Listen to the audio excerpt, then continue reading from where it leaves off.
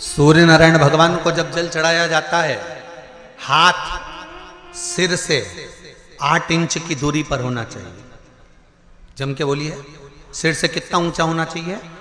8 inch ऊपर अपना हाथ होना चाहिए मस्तक से सूर्य को जल चढ़ाते समय। और ना चांदी का, ना स्टील का, ना लोहे का, ना प्लास्टिक का, ना कांच का, ना सोने का कोई बर्तन, ना कांसे का, ना एल्युमिनियम का, ना पीतल का, केवल एक पात्र होना चाहिए, वो है तांबे का। काय का पात्र होना चाहिए? तांबे का पात्र। और सूर्य नारायण भगवान को जब 8 इंच ऊपर तुम्हारा हस्त है और जब हम सूर्य को जल चढ़ा रहे हैं, कैसे जल चढ़ाना है वो भी समझ लीजिए।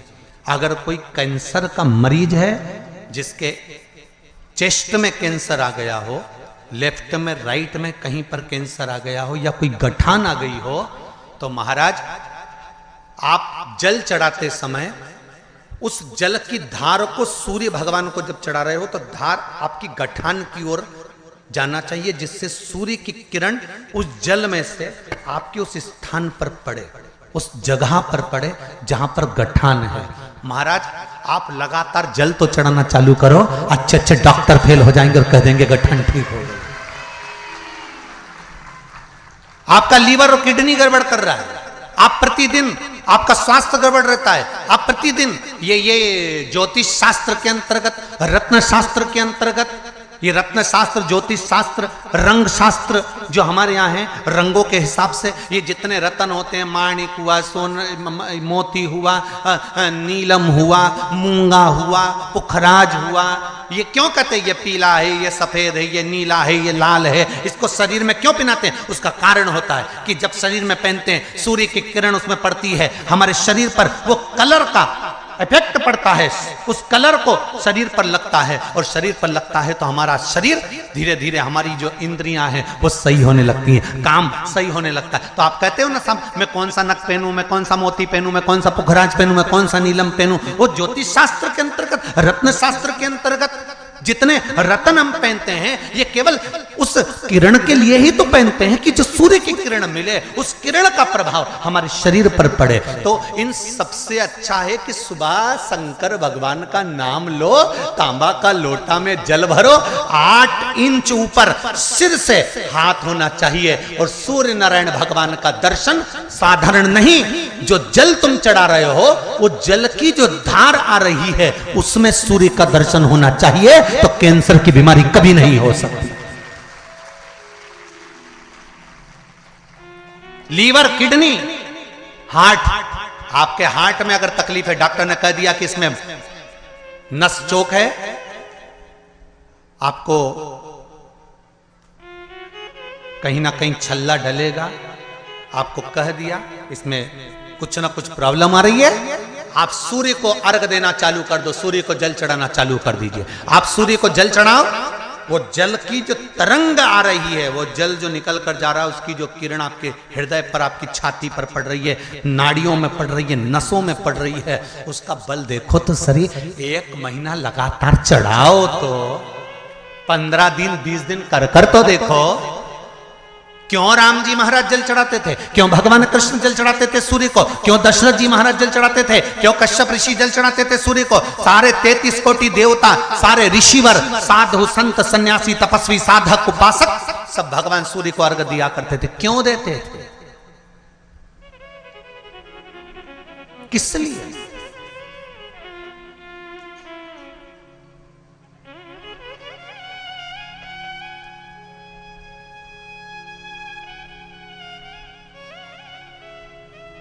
सूर्य नारायण भगवान को जल चढ़ाते समय आपके पंजों की एड़ी ऊंची नहीं होना चाहिए, ध्यान दीजिएगा महाराज। आपका पंजा पांव का पूरा की पूरा जमा होना चाहिए भूमि पर। हाथ कितने इंच ऊपर? 8 इंच ऊपर होना चाहिए। जल जो गिरे, सूर्य की किरण, सूर्य का दर्शन उस जल की रोशनी में करना चाहिए। क्या होगा उससे? जिस बच्चे को आंख में चश्मा लगा हो, मोटे से मोटा चश्मा लगा हो, छूट नहीं रहा हो, तो थोड़े दिन उसको सूर्य का अर्घ चढ़वाना चालू कर दो और जल में से सूर्य का दर्शन कराना चालू कर दो। सूर्य का दर्शन जल में से 2 महीना 2.5 महीना बहुत है, आंख की रोशनी बढ़ जाएगी, चश्मा हट जाएगा। आप कर देखिए। अब एक प्रश्न और खड़ा होता है सूर्य को अर्घ देने का। गुरुजी, पंचदेव पंचायत में सूर्य नारायण भगवान शंकर की पंचायत में हैं। सूर्य नारायण को हम फ्लैट में रहते हैं, हम फ्लैट के अंदर रहते हैं, तो हम फ्लैट में रहते हैं, हमारे यहाँ अगर छज्जा नहीं है, हमारे यहाँ जगह नहीं है, तो हम सूर्य को अर्घ कैसे दें? तो महाराज खिड़की तो होगी, अगर घर में फ्लैट में पानी ढुलेगा और आप लोग नहीं समेट सकते तो एक बाल्टी रख लो, एक पात्र रख लो, पर सूर्य नारायण भगवान को अर्घ देकर रोशनी शरीर पर पड़ना चाहिए। जिंदगी में कभी कोई बड़ी बीमारी नहीं आ सकती। कितने लोग देते हैं सूर्य को अर्घ? जरा हाथ उठाओ।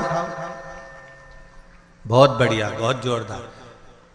पुरुष लोग भी देते हैं ना, चाहे बच्चे से बच्चा, बच्चों के हाथ में भी 1 लोटा पानी पकड़ाओ। घर में छोटे बच्चे हो ना, उनको तांबे का लोटा दो, पानी दो, जा बाहर खड़े हो जा, 1 लोटा पानी चढ़ा के। पहले दिन आप स्वयं बच्चे के साथ बाहर खड़ी हो, ओटले पर, घर के बाहर खड़ी हो, छत पे खड़ी हो या घर के बाहर खड़ी हो, और बच्चे से कह लो चढ़ाओ बेटा, देखो ऐसा हाथ 8 इंच ऊपर करिए, तांबे का लोटा लेकर पानी धीरे धीरे डोलना है। जैसे वो स्लो मोशन के सीन नहीं होते नाटक में, ये एकदम धीरे धीरे धीरे, बस नहीं तो मालूम पड़े छोरा छोरी एक साथ उंडेल के अंदर नहीं। जल चढ़ाते समय उस पानी में से सूर्य की किरण पड़ना चाहिए, सूर्य की किरण। एक बात और कहना चाहूंगा, अगर आप लोग स्वीकार करेंगे तो, अगर कहीं आपको लगता हो कि बच्चा पढ़ने में कमजोर है, विद्या में कमजोर है, रिजल्ट अच्छा नहीं आ रहा, पढ़ने में कमजोर है, वो पढ़े, अपनी जगह पढ़े, वो कार्य करे अपनी जगह करे, मेहनत करे अपनी जगह करे। बच्चों को कह दो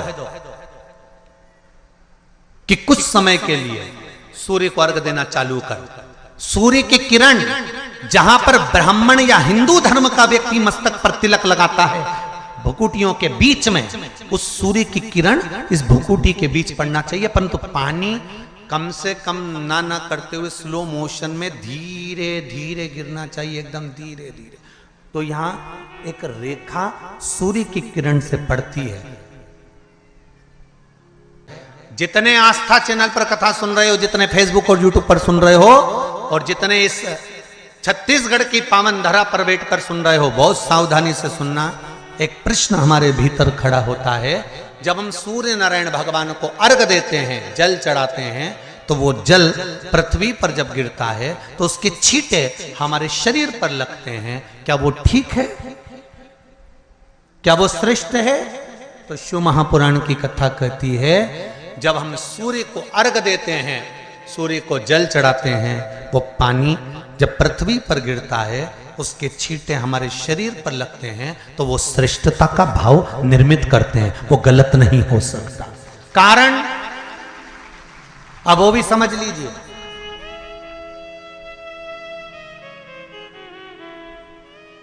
अब सूर्य नारायण भगवान को आप जल चढ़ा रहे हो, तो छींटे नहीं लगे, उसके लिए क्या स्टूल पे चढ़ के चढ़ाओगे कि कुर्सी पे चढ़ के चढ़ाओगे? अरे बोलो तो सही। अब कई लोगों के दिमाग में यह बात भरा गई कि हम भगवान को जल चढ़ाते हैं, वो हमारे शरीर में छींटे लगते हैं, जमीन पे से पानी गिरता है, वो हमारे शरीर को छींटे लगते हैं, भगवान को अच्छा नहीं लगता होगा। कौन ने कहा? पहले तो उसको पकड़ के ला।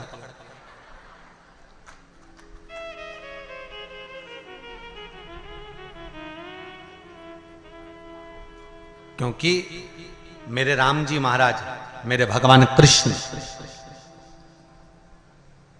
बड़े बड़े संत, साधु, सन्यासी, तपस्वी, साधक, उपासक जितने भी हुए, जिन्होंने सूर्य की आराधना करी, इन्होंने टेबल पे चढ़कर या कुर्सी पे चढ़कर जल नहीं चढ़ाया, इन्होंने पृथ्वी पर खड़े होकर ही, क्योंकि पृथ्वी तत्व के देव हैं शिव।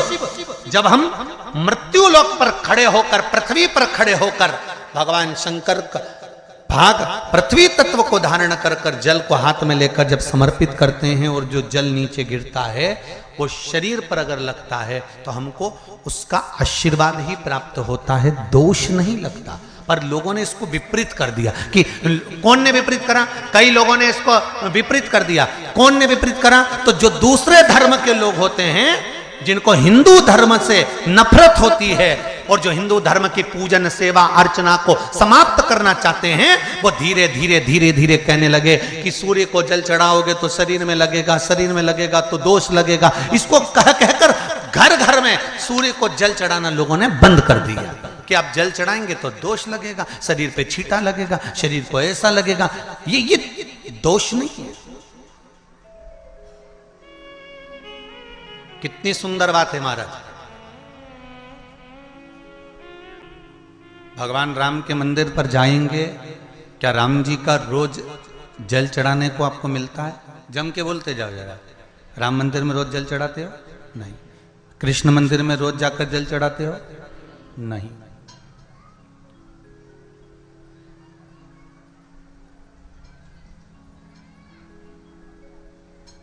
किसी भी देवता के मंदिर में रोज जाकर जल नहीं चढ़ाया जाता, पर दो इस शिव पंचायत के दो देव ऐसे हैं जिनको रोज जल चढ़ाया जाता है। एक सूर्य नारायण और दूसरे मेरे देवाधिदेव महादेव। दोनों पर जल रोज चढ़ता है प्रतिदिन।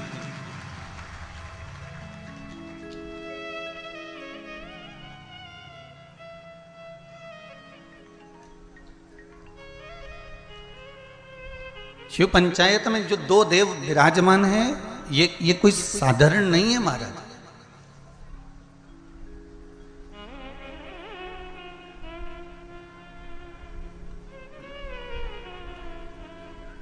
इन दोनों देवताओं पर जल जो चढ़ाने का क्रम है,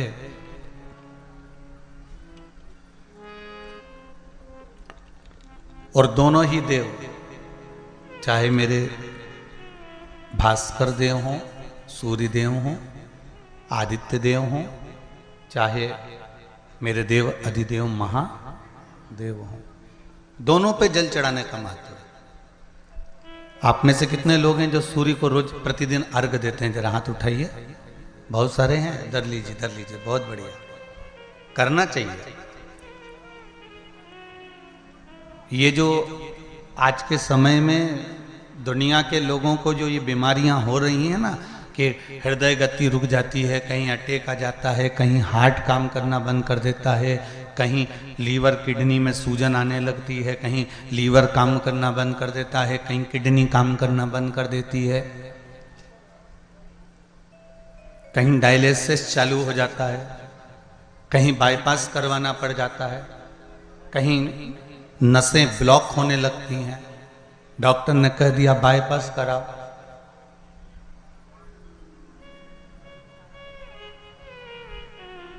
सारी बीमारियों को, सारे रोगों को समाप्त करने का यदि कोई तरीका है, कोई उपासना है, कोई नियम, कोई धर्म, कोई अनुकूल, कोई भगवत सेवा है, तो वो शंकर के शिव पंचायत में जो ये 5 देव विराजमान हैं, इनकी सही तरीके से अगर पूजन को समझ लिया जाए, इनके नियम को समझ लिया जाए, तो ऐसी कोई बीमारी नहीं जिसका इलाज नहीं है। महाराज, अगर समस्या है तो समस्या कितनी भी बड़ी से बड़ी हो, कितनी बड़ी से बड़ी हो, अगर समस्या बड़ी है तो समस्या का हल भी निश्चित है।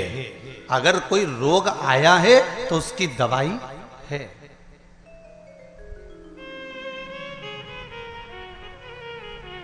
कोई दुख, कोई तकलीफ, कोई कष्ट आया है, कोई रोग आया है, कोई बीमारी आई है, कोई दुख आया है, तो उसका हल है, उसका हल निकले।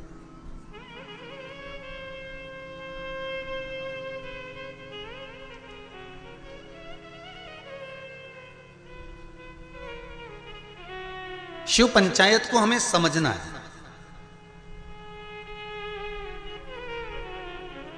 और छत्तीसगढ़ की इस पावन धरा से कथा सुन रहे हो, मां बमलेश्वरी के पास में बैठकर। हम भी सोचे कि आखिर ये कथा शिव पंचायत मां बमलेश्वरी के पास क्यों हो रही है, क्योंकि पंचायत में, शंकर की पंचायत में 5 देव हैं। पहला विष्णु, दूसरा सूर्य, तीसरा गणेश, चौथी है मां दुर्गा और 5वें नंबर पर है शंकर। ये 5 देव मिलकर शिव पंचायत बनती है। तो हमने विचार करा कि आखिर ये मां बमलेश्वरी के पास में ये कथा क्यों हो रही है, डोंगरगढ़ के पास में ये कथा क्यों हो रही है, डोंगरगढ़ बमलेश्वरी से 25 किलोमीटर दूरी पर ये कथा क्यों हो रही है। तो समझ में ये आया कि मां बमलेश्वरी दुर्गा भवानी इस कथा को इसलिए करवा रही है क्योंकि शिव पंचायत में 5 देवताओं में आद्य शक्ति बमलेश्वरी ही मूल रूप से विराजमान है। श्री शिवाय नमस्तुभ्यम। शिव आराधना में अगर हमारा चित्त लगा हुआ, ये जितनी जितनी बीमारियां, फिर निवेदन करूंगा छत्तीसगढ़ की इस पावन धरा से, चाहे हार्ट से जुड़ी हो, चाहे लीवर से जुड़ी हो, चाहे किडनी से जुड़ी हो, चाहे बड़े से बड़ी, यहां तक शरीर में अगर गांठ भी पड़ी हुई है, तो इन शिव पंचायत के एक एक देवता का पूजन का विधान समझ लीजिए बस।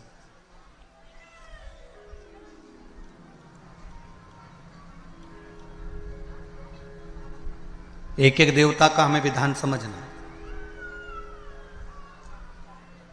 शिव परिवार का मंदिर आपके गांव में भी होगा, है शिवलिंग, गणेश जी, कार्तिकेय, पार्वती जी, नंदीश्वर, ये सब अपने गांव में भी रहता, अपने गांव में भी है, ठीक है।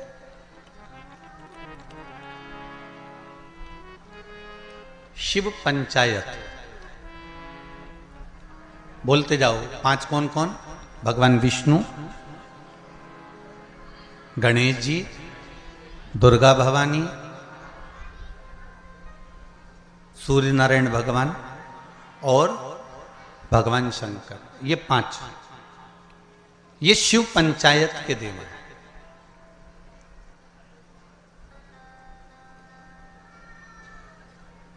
कहते हैं पंच तत्व से मिलकर ये मनुष्य का शरीर बना हुआ है। पंच तत्व से मिलकर ये ब्रह्मांड बना हुआ है।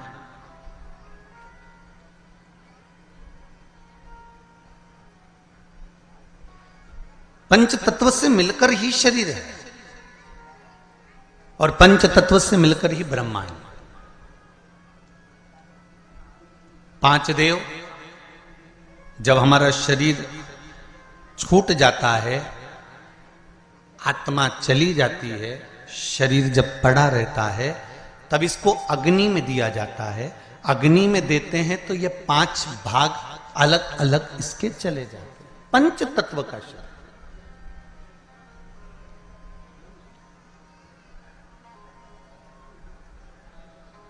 ब्रह्मांड में सबसे ज्यादा क्या चीज है?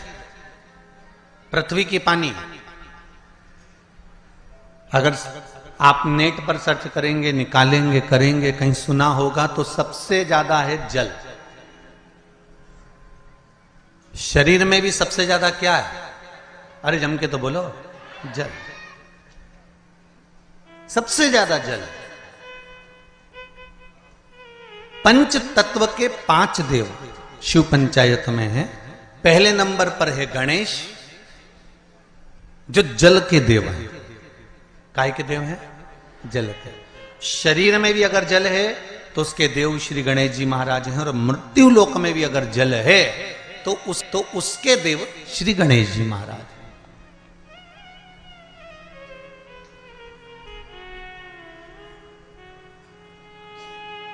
हमारे जीवन में शरीर में जल ज्यादा है, मृत्यु लोक में, ब्रह्मांड में जल ज्यादा है। इसलिए सर्वप्रथम किसको बनाया गया? श्री गणेश जी महाराज को। क्यों?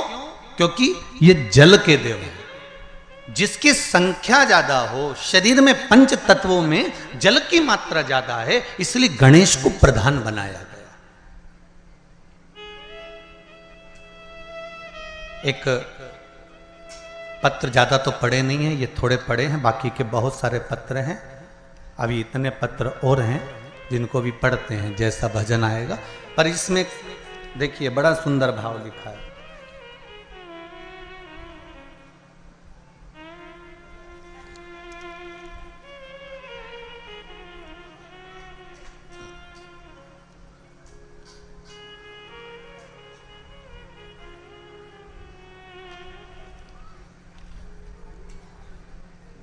रानू गोस्वामी पाटन जिला दुर्ग से हैं। कहीं हैं आप ही? जरा दोनों हाथ हिला दो एक बार। हर हर महादेव। दीदी आपने पत्र लिखा है, रानू गोस्वामी पाटन जिला दुर्ग से।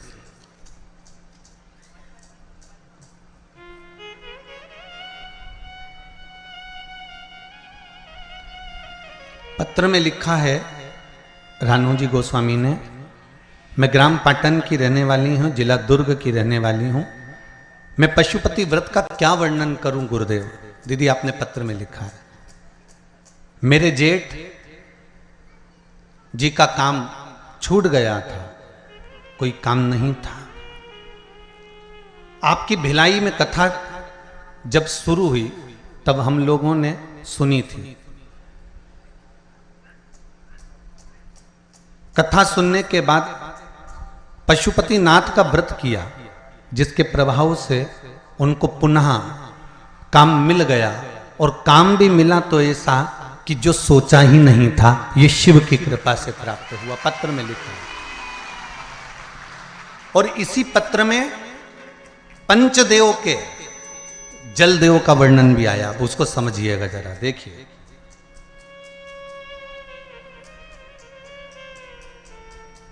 गुरुदेव, मेरे घर पर आपने लिखा है, मेरे घर पर पानी की समस्या थी। आस्था चैनल पर भी पत्र पढ़ाया जा रहा है, जिससे कई लोगों को लगे कि कहीं गुरुजी तो पत्र नहीं लिख देते हो, इसलिए आप लोगों को पत्र आस्था चैनल के माध्यम से भी आपको बताया जाता है। गुरुदेव, मेरे घर पर पानी की समस्या थी, जिसके मेरी पुत्री ने व्रत किया था।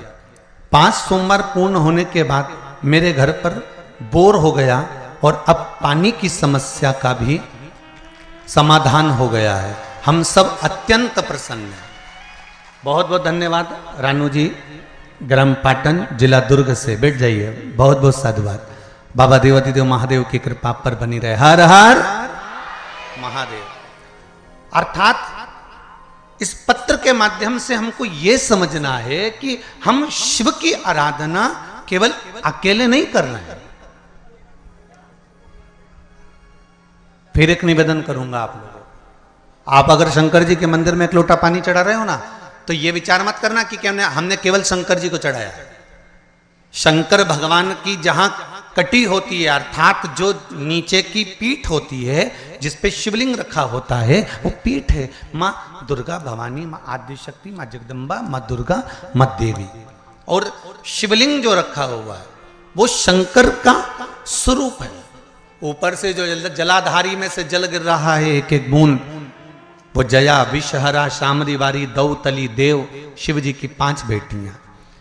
जो शिवलिंग के सामने एक मोटी सी बीच में लाइन होती है, वो शंकर जी की छोटी लड़की अशोक सुंदरी है। और जो दोनों साइड में भाग नजर आता है, ये गणेश जी और कार्तिकेय जी महाराज। गणेश और कार्तिकेय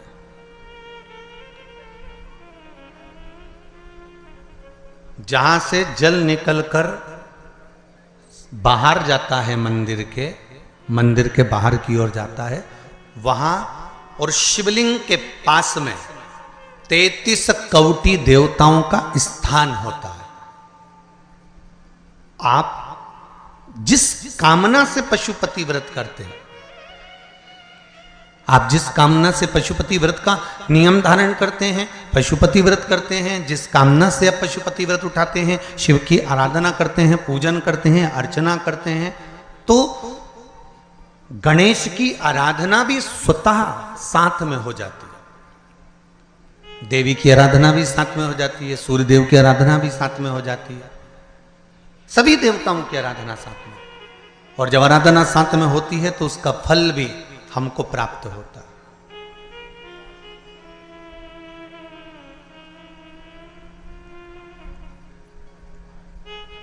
उसका फल भी हमको मिलता है। जैसे शिव पंचायत का पूजन कर कर एक कलश में जल भरकर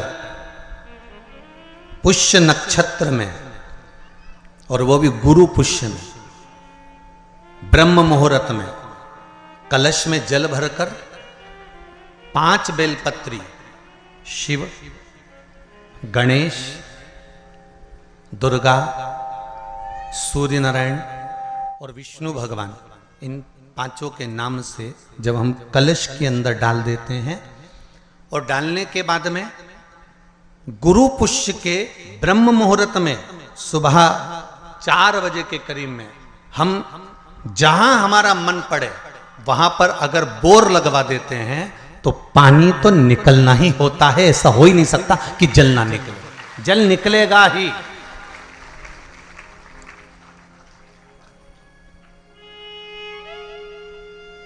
बस जो 5 देव के नाम से अपने 5 बेलपत्री जल के पात्र में रखी, वो कलश जहां बोरिंग हो रहा है उस स्थान पर रखा होना चाहिए, जहां बोरिंग हो रहा है उसके पास में रखा होना चाहिए। कब तक? जब तक वो जल ना निकले, और निकलेगा। पर ब्रह्म मुहूर्त में ही गुरु पुष्य के दिन उसका जल खनन होना चाहिए महाराज। भूमि में से जल के लिए प्रयास होना चाहिए। पंचदेव फिर ध्यान दे लेना। 5 देव कौन से?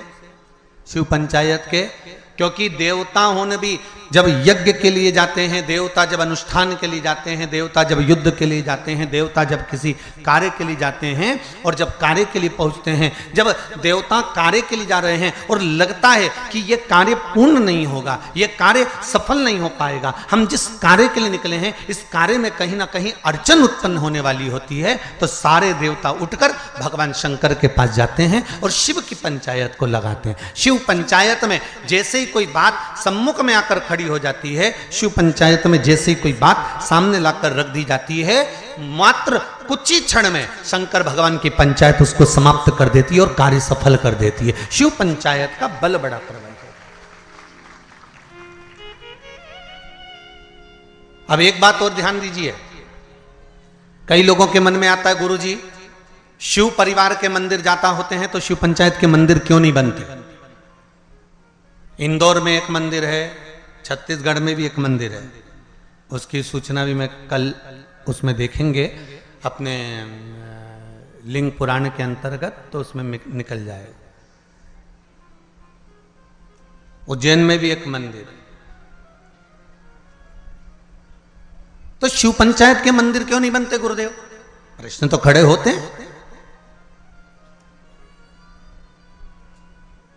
एक प्रश्न आया है, अच्छा है, देखिए।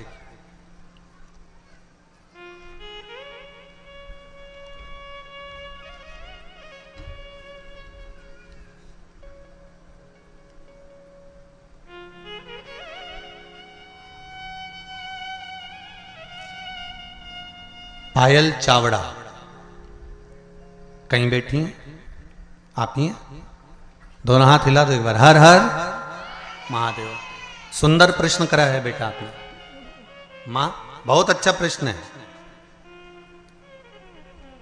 शिवजी, गुरुदेव आपसे पूछना है, शिवजी आदि और अंत कुछ नहीं है, तो उनकी उत्पत्ति भी नहीं हुई है, तो छिपरा मैया उनकी बहन कैसे हुई? कृपया कथा बताएं। बहुत सुंदर प्रश्न है भाई, जोरदार ताली बजाओ।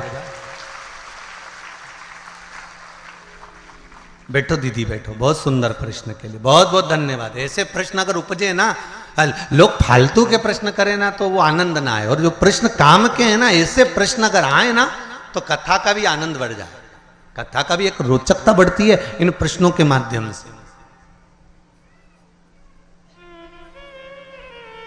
अब आपने लिखा है कि शिव की उत्पत्ति या अंत है ही नहीं, अजन्मा है शंकर।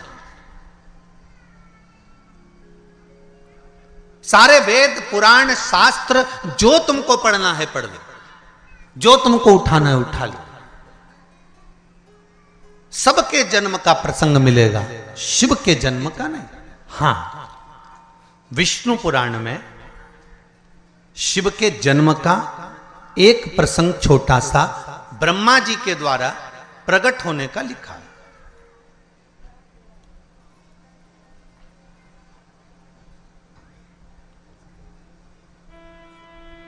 अब एक बात समझने वाली है, आजन्मे शिव हैं तो उनकी बहन कैसे? तो शिव महापुराण कहती है, स्कंद पुराण का काशी खंड और उज्जैनी खंड आप अगर ध्यान देंगे तो उसमें मिलेगा, आपको श्रवण करेंगे आप या उसको पढ़ेंगे उज्जैनी खंड के अंतर्गत, काशी खंड के अंतर्गत, स्कंद पुराण में। तो उसमें एक बात बड़ी सुंदर लिखी है स्कंद पुराण में। जैसा दीदी ने प्रश्न किया है कि उनकी अंत भी नहीं है तो उनकी उत्पत्ति भी नहीं, तो उनके संबंध कैसे? पर काशी खंड में एक शब्द वेदव्यास जी ने लिख दिया स्कंद पुराण के अंतर्गत। वेदव्यास जी लिखते हैं कि भगवान शिव जितनी लीलाओं को करते हैं ये संपूर्ण ब्रह्मांड के कल्याण के लिए करते हैं। खुद के लिए शिव जी ने कोई लीला नहीं करी महाराज, भगवान शंकर ने खुद के लिए कोई लीला नहीं करी। मेरे राघव जी ने जो लीला करी अपने पिता के वचन को निभाने के लिए करी। मेरे भगवान कृष्ण ने जी लीला करी वो अपने माता पिता के अनुकूल करी है। पर मेरे शंकर, मेरे नारायण जो लीला करते हैं वो लीला का क्रम देवताओं के हित के लिए भी होता है। पर मेरे भगवान देवादिदेव महादेव जितनी लीला को करे हैं, मेरे शंकर भगवान ने जो जो धारण करा, जो जो लीला करी, चाहे माता सती को भस्म करवाया हो, चाहे पार्वती के साथ में मंगल विवाह हुआ हो, चाहे गणेश जी महाराज का प्रागट्य हुआ हो, चाहे कार्तिकेय बाबा का प्रागट्य हुआ हो, चाहे जया विषहरा शामली बारी दौतली या अशोक सुंदरी का प्रागट्य हुआ हो, चाहे शिव की जितनी लीलाओं का क्रम आता है, ये शंकर भगवान ने स्वयं के लिए नहीं, शंकर भगवान ने संपूर्ण जनमानस के कल्याण के लिए अर्थात जनमानस को प्रेरणा देने के लिए करी।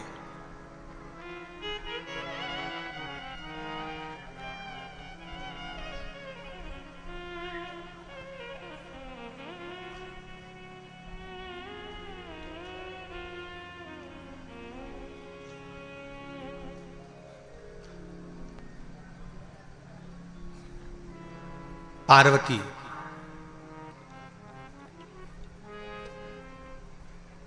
नर्मदा, मां गंगा,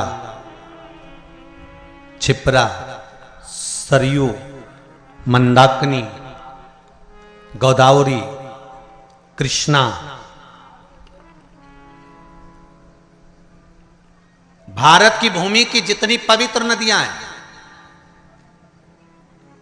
भारत की भूमि की जितनी पवित्र नदियों का उद्गम है, भारत की धरा पर जितनी पवित्र नदियां प्रकट हुई हैं, ये कोई संसार सागर में मृत्यु लोक में ऐसे ही प्रकट नहीं हो गई।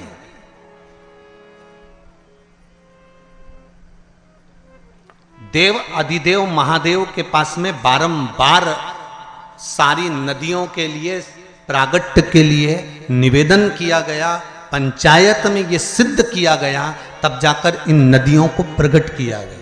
और एक बात अपने जीवन में उतार कर रखना, जितनी पवित्र नदियों में आप स्नान के लिए जाओ, जितनी पवित्र नदियों में आप स्नान करने के लिए जाओ, आपसे करबद्ध हाथ जोड़कर निवेदन है कि उन नदियों की पवित्रता पर कभी दाग लगाकर मत आना। परंतु आप और हमने सारी पवित्र नदियों को गंदा कर कर रखा, सारी पवित्र नदियां।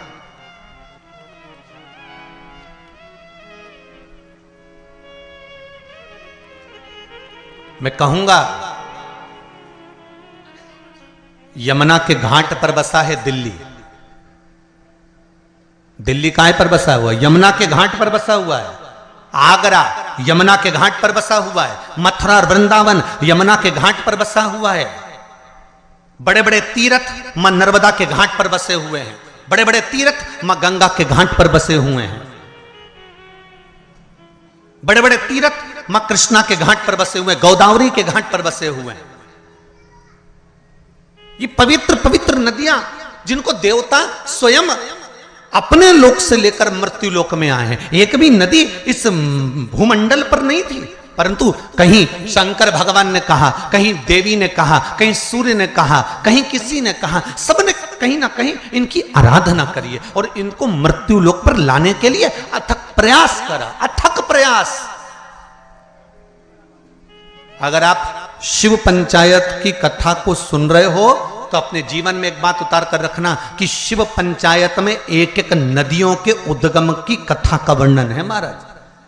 और सारे देवताओं ने घोर तप कर कर, घोर घोर तप कर कर इन नदियों को पृथ्वी पर लेकर आए, भूमंडल पर लेकर आए। और नदियां जब भूमंडल पर आ गई, जरा विचार करिए, हजारों हजार वर्ष तक ऋषियों ने, संतों ने, साधुओं ने, देवताओं ने तप साधना करी, तब ये नदियां पृथ्वी पर आई। और पृथ्वी पर आने के बाद ये नदियां इतनी पवित्र रही। और आज उन संतों लोग तो इन नदियों को लेकर आ गए और हम क्या कर रहे हैं? इन नदियों को ओझल करते जा रहे हैं, इन नदियों को छुपाते जा रहे हैं, इन नदियों पे मकान बनाते जा रहे हैं। कहीं गंदा पानी, कहीं नालों का पानी, कहीं गंदगी, सब इन पवित्र नदियों में भेजते जा रहे हैं। और विचार कर रहे हैं कि यमुना मैया हमें तार देगी, विचार कर रहे हैं गंगा मैया हमें तार देगी, विचार कर रहे हैं नर्मदा मैया हमें तार देगी, क्षिप्रा मैया तार देगी। तो कैसे तारेगी?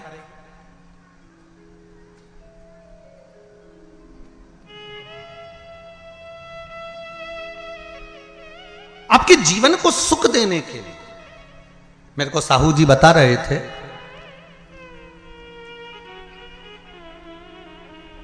श्री दिनेश जी कह रहे थे कल गाड़ी में, कहे गुरुजी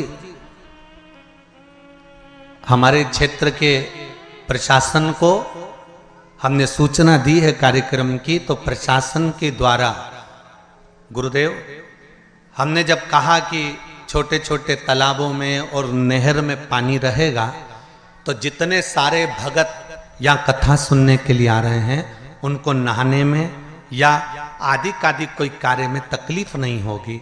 तो प्रशासन ने बात मानकर नहरें चालू कर दी और नहरों से पानी भर दिया तालाबों में। मैं धन्यवाद दूंगा यहाँ के प्रशासन को।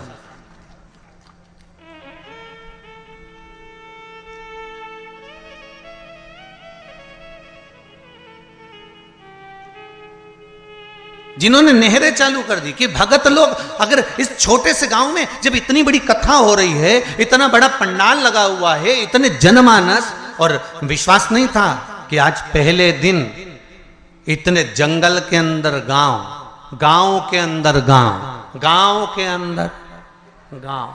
हम भी गाड़ी में पूछते रहे इनसे कि हम सीहोर से चले भोपाल, भोपाल से उतरे कौन सा गढ़, डोंगरगढ़, माँ भमलेश्वरी के दरबार, और डोंगरगढ़ से फिर चले तो निकलते निकलते निकलते निकलते महाराज छुरिया है। अब हम समझे कि छुरिया ही हलकोसा होगा, हलकोसा ही छुरिया होगा। भाई हमारे यहाँ जैसे नाम होता है ना, जैसे किसी का नाम बोल देते थे कि बहरू और नाम उसका दूसरा था, कमल किशोर या राम किशोर, तो उसका घर का नाम दूसरा। तो हम सोचे हो सकता है छुरिया का नाम ही हलकोसा होगा, हलकोसा का नाम ही छुरिया होगा। पर यहाँ आते आते मालूम पड़ा कि डोंगरगढ़ से निकले, फिर यहाँ से निकलते निकलते निकलते निकलते आगे पहुँचे तो मालूम पड़ा वहाँ से छुरिया तो उधर निकल गया, हलकोसा इधर निकल गया। अब हलकोसा भी आते आते आते आते ये पास के गांव के लोग वो गाड़ियों को उधर घुमा के ले गए। तो हमने, मैं स्कूल के बाहर पढ़ा तो दूसरा गांव था, तो हमने जजमान से फिर पूछा क्यों जी अभी हलकोसा नहीं आया, बस 2 किलोमीटर दूर है। हमने कहा तुम कहते कहते तो 25 लिया है।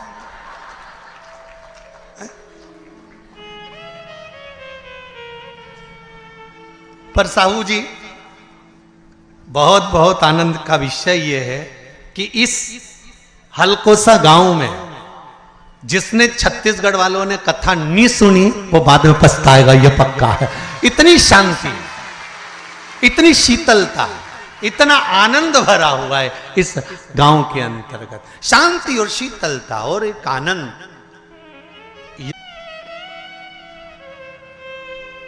वो सुख है।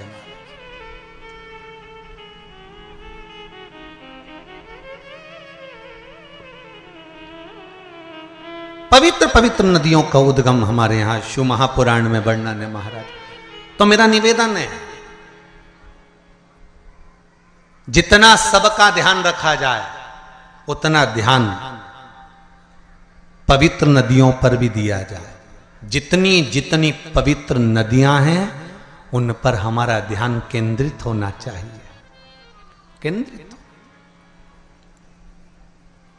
करोड़ों रुपए नदियों की सफाई पर खर्च हो जाते हैं, पर पता नहीं पड़ पाता कि वो नदी की सफाई हुई कि रुपए की सफाई हुई।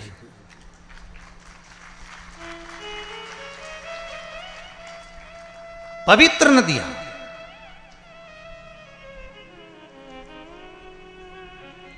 चाहे गंगा हो, यमुना हो, सरयू हो, क्षिप्रा हो, सरस्वती हो, ये सब मेरे देवादिदेव महादेव ने जिनको प्रकट करा है, इन नदियों को लेकर आए। जैसे जीजी ने प्रश्न करा कि शिव आजन्मा है, शंकर आजन्मा है, तो उनकी बहन कैसे हुई? शिव महापुराण की कथा कहती है कि भगवान शंकर को एक दूषण नाम के राक्षस का संहार करना था, जो ब्राह्मण के बच्चों का रक्त निचोड़कर पी रहा था। तो शिव लीला करने के लिए एक नदी को प्रकट करना चाहते हैं।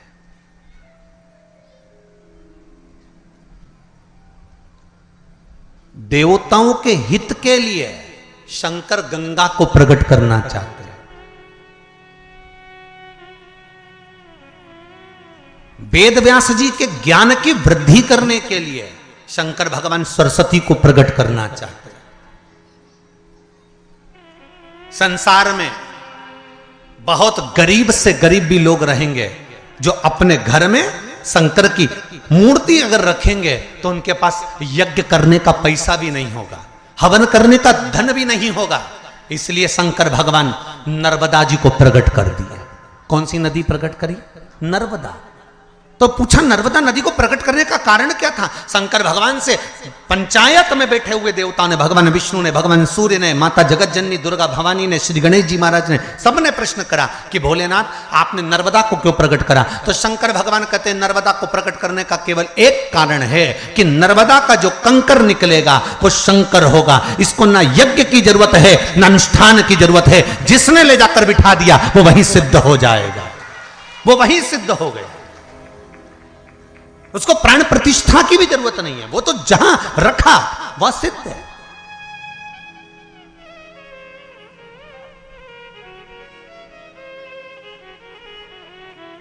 मेरा भोला शिव शंकर ओघड़दानी दयालु दातार संपूर्ण विश्व के कल्याण के लिए लीला करता है। इसलिए नर्मदा का कंकर शंकर कर दिया।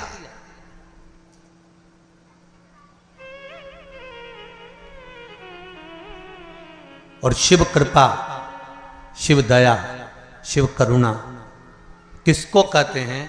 कि जहां शंकर की कथा होती है, शंकर का स्मरण होता है, शंकर का भजन होता है, वह भूमि भी, कंकर भी शंकर हो जाता है। और कुछ दिन के लिए, 7 दिन के लिए तो हलकोसा की यह पावन धरा भी, कंकर भी शंकर। एक कंकर शंकर का भी पत्र अच्छा आया, देखिए।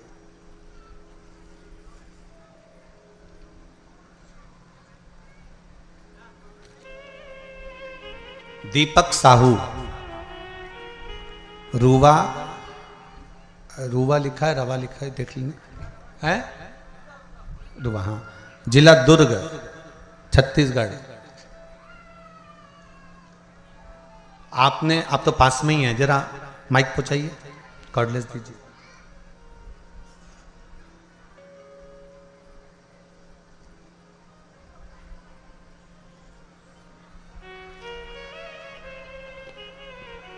आपने पत्र में लिखा है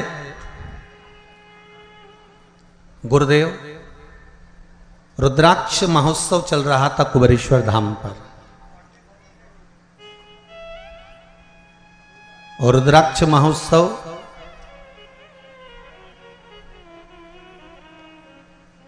जब कुबेरेश्वर धाम पर चल रहा था तब हम लोगों ने टिकट करवा रखे थे।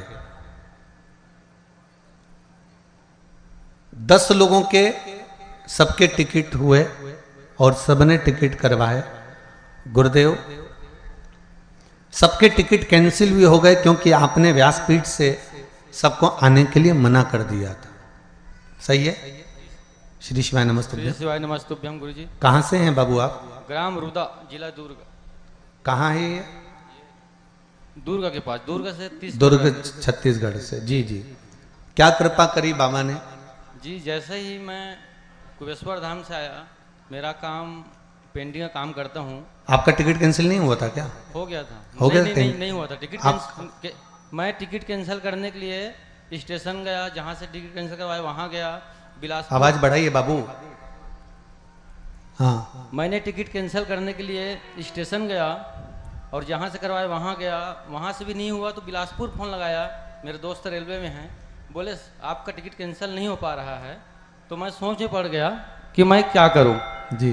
तो फिर मेरा तो ध्यान कुबेश्वर धाम पे था, तो फिर मैं बिना सोचे ही अकेले निकल पड़ा।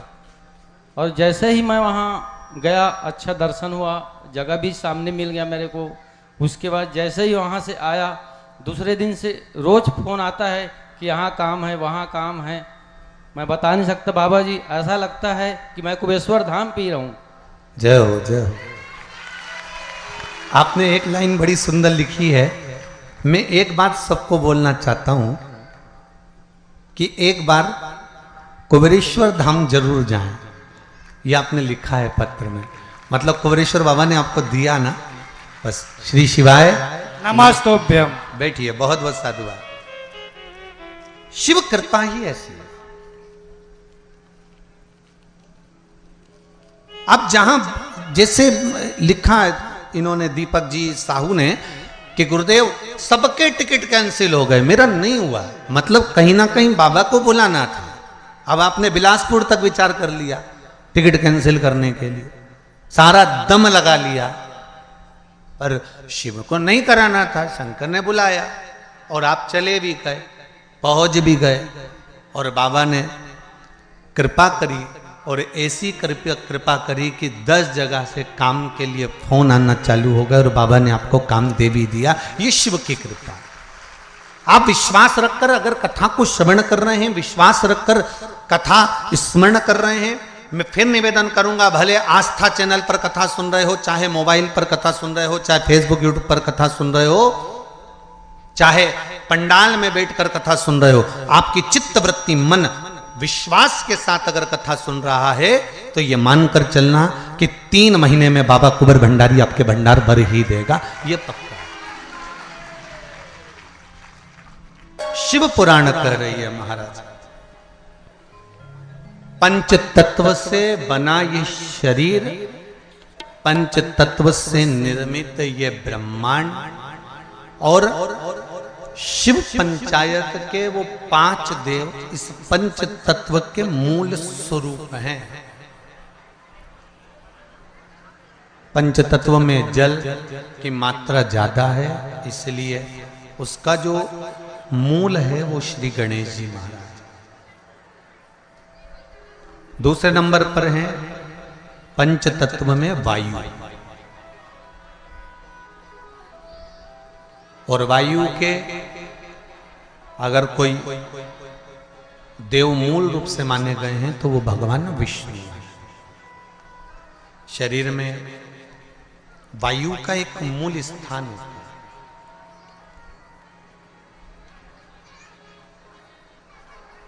जैसे कई लोग कहते हैं गुरुजी, आप कहते हो कि कथा सुनना चाहिए, कथा पंडाल में जाना चाहिए, या कथा श्रवण करना चाहिए, चाहे चैनल पर सुनो चाहे कहीं पर भी सुनो, पर कथा सुनो।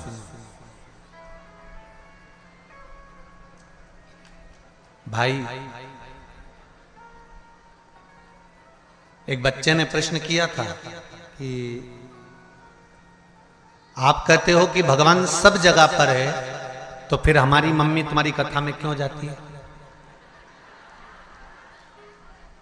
जब भगवान सब जगह पर है तो हमारी मम्मी को कथा में जाने की जरूरत क्या है? हमने भी वही कहना चाहते हैं। हवा सब दूर है, बोलो सही है कि गलत है? बोलते जाओ जरा जम के, सही है? हवा सब जगह पर, और गाड़ी के पहिया पंचर हो गया हो, उसकी हवा निकल गई हो, और तुम किसी से जाकर कहो कि तुम पहुंच गए छुरिया में और वहां जाकर तुमने कहा कि साहब हमारी गाड़ी के पहिए की हवा निकल गई है, और कोई तुमसे कहे हवा तो सभी जगह पर है, हवा की कोई कमी है? अभी हम छुरिया तो नहीं गए, पर जाएंगे जरूर एक बार। नाम इतना जोरदार है तो घूमने में क्या दिक्कत है? तो कोई तुमसे कहे कि सब हवा निकल गई है पहिए की, और हवा तो वो कोई तुमसे कहे ज्ञान की बात है, हवा तो सभी जगह है। तो सब जगह है तो पहिए की हवा सभी जगह है, सभी जगह। ठीक। अब तुमने सोचा ये तो पागल है, इसके क्या मुंह लगना? फिर किसी के पास गए, वहां जाकर तुमने कहा भैया हवा, हमारी गाड़ी के पहिए की हवा निकल गई, तो वो तुमसे कि हवा तो अच्छे अच्छे की निकल जाती है।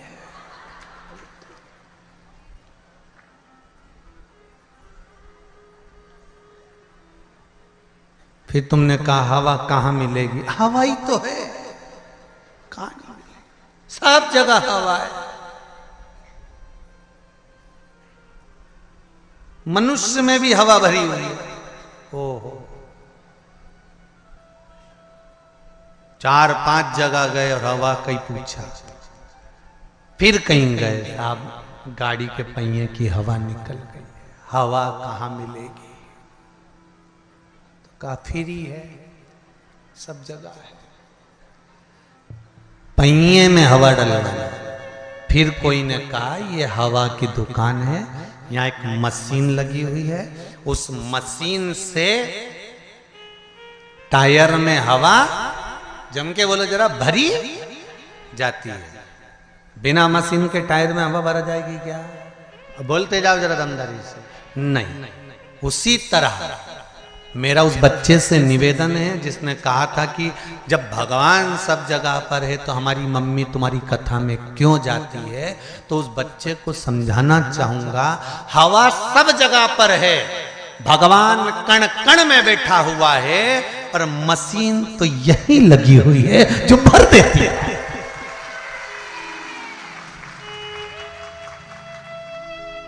बिना मशीन के टायर में हवा नहीं भरा सकती। प्राप्त होगी हवा, पर वो मशीन से प्राप्त होगी। भगवान सब जगह पर है, कण कण में, रसातल में, जल में, थल में, वायु में, आकाश में, पताल में, तुम्हारे घर में, चप्पे चप्पे में भगवान है। पर भगवान को पाने का स्थान अगर कहीं है, जैसे हवा भरने का स्थान हवा वाले की दुकान है, उसी तरह भगवान को पाने का स्थान सत्संग और शिव महापुराण की कथा है, जहां परमात्मा मिल जाता है। क्यों जाते हैं मंदिर, क्यों जाते हैं भगवान के दरवाजे पर? कि वहां भगवान मिल जाए। हवा की दुकान है, वो मिलेगा, प्राप्त होगा वो। भगवान विष्णु को वायु कहा है, वायुदेव का महाराज।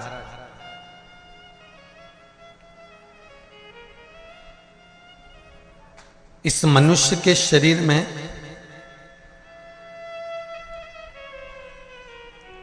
वायु का अपना एक तत्व का, 5 तत्वों में से एक तत्व है वायु, जो शरीर के अंदर है।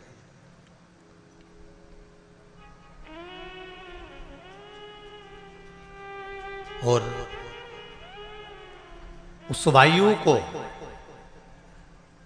एकाग्रित रखने के लिए हमारे यहां मंत्रों का प्रभाव है, मंत्रों की प्रबलता।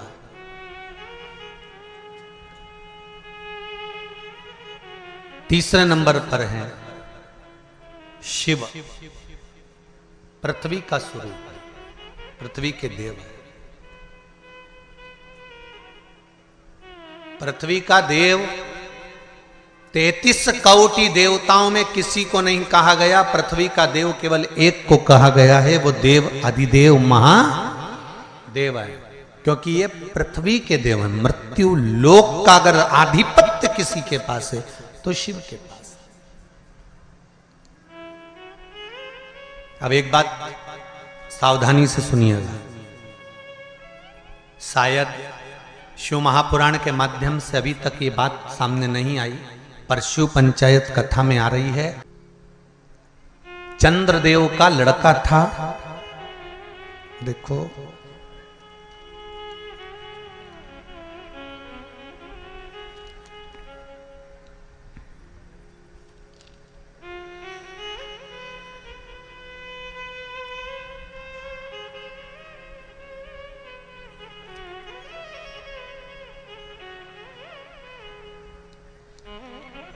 चंद्रदेव का लड़का था वर्चा।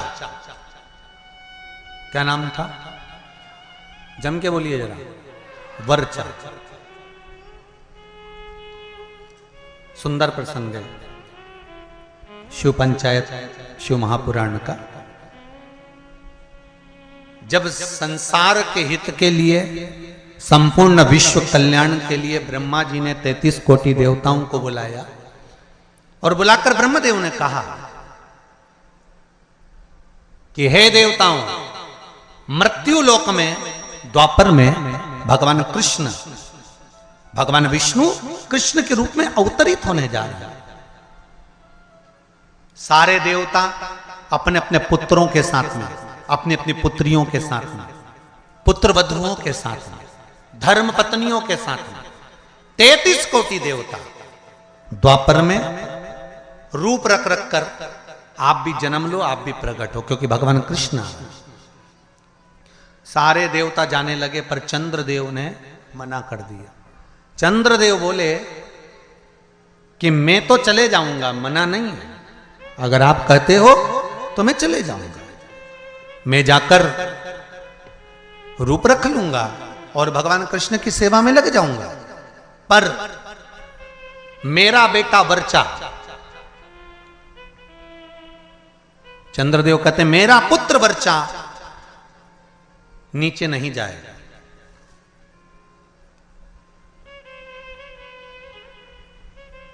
खूब समझाया देवताओं ने। देखिए, जब 33 कोटि देवता जा रहे हैं तो आप अपने पुत्र को क्यों नहीं भेजते?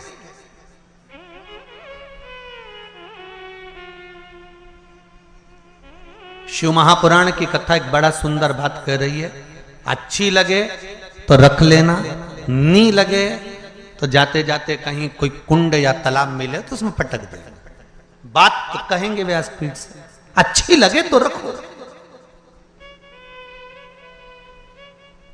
देवता कह रहे हैं चंद्रदेव वर्चा को, आपके पुत्र को आप मृत्युलोक में भेजो, जनहित के कल्याण के लिए।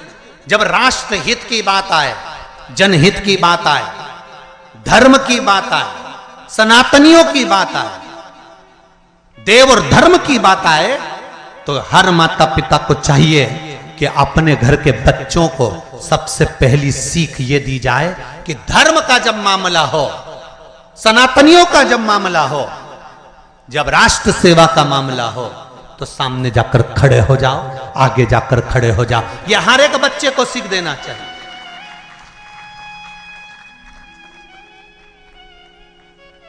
पर हम अपने बच्चों को सीख देते हैं, कहां जा रहा है? अरे मम्मी, और देखो जरा, भगवान के मंदिर में अनुष्ठान चल रहा है, साहू परिवार शिव महापुराण की कथा करवा रहा है, गांव में कथा हो रही है, गांव के अंतर्गत कार्यक्रम चल रहा है, संपूर्ण गांव का कार्य है, तुझे क्या करना जाकर? वो तो उनका काम है ना, चुप बैठ रहे। माता और पिता को चाहिए कि अगर हमारे गांव में अगर आए हैं इतने मेहमान, हमारे गांव में इतने लोग कब आएंगे साहब? ये तो शंकर की कृपा से शिव के रूप में आए हैं। कब आएंगे?